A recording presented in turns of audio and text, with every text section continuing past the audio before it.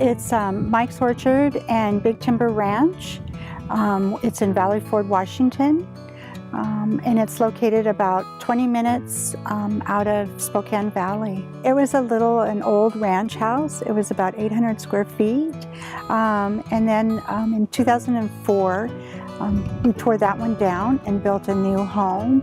I used to do a lot of deer hunting in this part of the valley with my father and my cousin. Story is, he said, I brought your mother up here. And she drove her around and she looked around. She said, well, this is beautiful up here. She said, why don't we buy it for the family just to have it so you guys can enjoy it? She said, you love the outdoors. So that's how we ended up with a piece of property. We purchased the property as a family in 1977. We did our first select logging operation was in 1990, and somewhere around that time I got wind of American Tree Farm Association and I wanted to get it certified. So it was certified in probably about 1992. It's been about 26 years. Started coming out to the tree farm in 1976 with Pete's dad. He would take me deer hunting out here, and we'd spend time hiking and looking for deer sheds. And since then, I started out helping Pete thin, taking down dead trees. Then we thinned and burned a lot of the diseased and damaged stock. And then we replanted. You know, the trees we chose, we looked at what seeded here natively, naturally. So we used ponderosa pine, red fir, western larch. Our tree farm's located in eastern Washington, and it's moderate temperate climate. The kind of things that are not good for the trees here are fire, beetle, worms, and actually on this property is porcupines. I have no love for porcupines. Porcupines on our property is pretty much shoot on sight. The one thing that amazes me is you'll have a small grove of really nice pine coming up. There might be 5 or 6 together, and there'll be 1 or 2 that are just prime. They're absolutely the best pine trees there, and those are the ones that they girdle. Probably the biggest challenge is time to really do what it takes to do.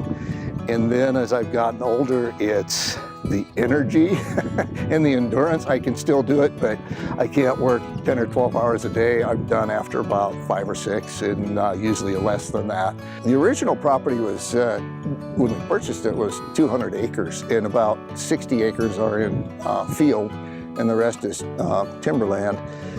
And we originally had it in wheat and barley, but it's pretty marginal. So when we planted it in CRP, I talked with the County Conservation District, and I told them, I said, I want it planted to protect against erosion, but I said, I also want it for wildlife. There's a lot of elk, there's moose, there's deer. We bow hunt up here. We do a lot of shed hunting up here. We just spend a lot of time hiking and enjoying the outdoors. I'll go out usually once a year. I'll go out and shoot my deer with Pete.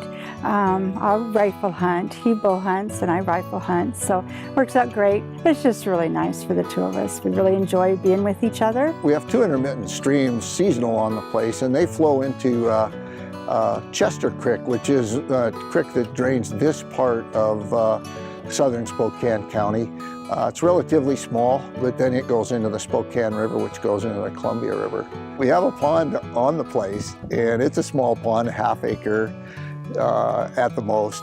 And it's probably about 6 feet deep at its deepest. But it was the overflow for the original, for an artesian well that was the original water source for the property.